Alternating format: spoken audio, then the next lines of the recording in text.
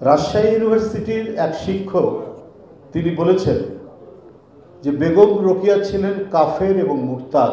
তিনি ফিজিক্সের টিচার, যিনি বিজ্ঞান পড়ান, তিনি এত বিজ্ঞান বিরোধী।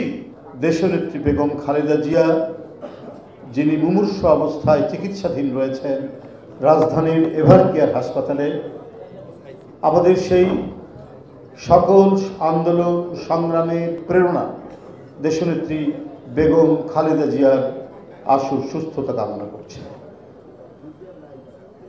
এই হেমন্তের সকালে সারা বাংলাদেশ থেকে দলের একটি বিশেষ কর্মসূচি, আমি এই জন্যই বলছি এটা কোনো রাজনৈতিক আলোচনা বা রাজনৈতিক কর্মসূচি না, এটা একটা কর্মশালার মতো, এটা একটা ক্লাসরুমের মতো। এখানে আমাদের কিছু বিশেষজ্ঞ প্যানেল, অভিজ্ঞ প্যানেল 8টি বিষয়ের উপর তারা বক্তব্য রাখবেন। আমরা সবাই অনেকটা ছাত্রের মতোই সেগুলো নোট নেই, সেটা মানে আপনাদের সবাইকে সেটা নিয়ে মাথার মধ্যে রাখতে হবে এবং রেখে সেগুলোকে জনগণের মধ্যে বলতে হবে, ছড়িয়ে দিতে হবে।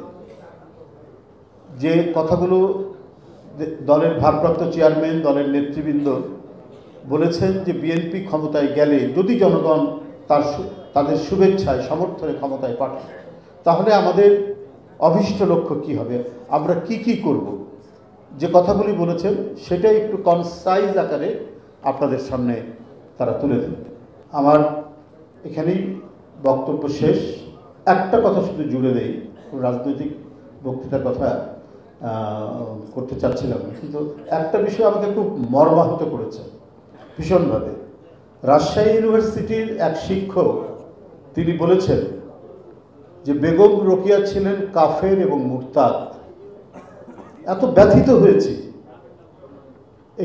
এটা পড়ে। এবং তিনি যদি অন্য কোনো ধর্মীয় সাবজেক্টের টিচার হতেন তা এক কথা ছিল, তিনি ফিজিক্সের টিচার, যিনি বিজ্ঞান পড়ান, তিনি এত বিজ্ঞান বিরোধী কথা বলতে পারলেন। একজন মহিষী মহিলা, যে মুসলিম নারী সমাজকে যিনি আলোক দেখিয়েছেন, আলোর পথ দেখিয়েছেন,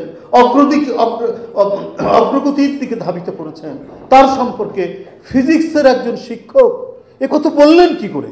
এটা চিন্তা করা যায়। 5ই আগস্ট আমরা মুক্ত হয়েছি এক ভয়ঙ্কর দানবীয় ফ্যাসিবাদের পতনের মধ্যে দিয়ে, কিন্তু এই পতনের মধ্যে দিয়ে মুক্ত হওয়া পরে ভেতরে কোনো অন্ধকার, কোনো অন্ধ কালো শক্তির উত্থান ঘটছে কিনা এটা নিয়ে আমার খুব সংশয় তৈরি হয়।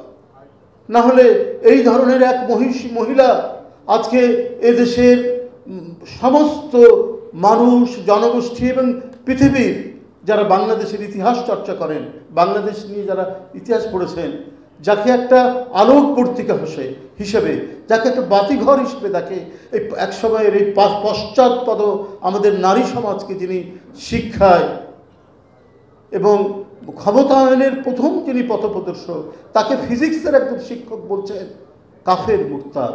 আমি তীব্র নিন্দা জানাই, ঘৃণা জানাই সেই শিক্ষক।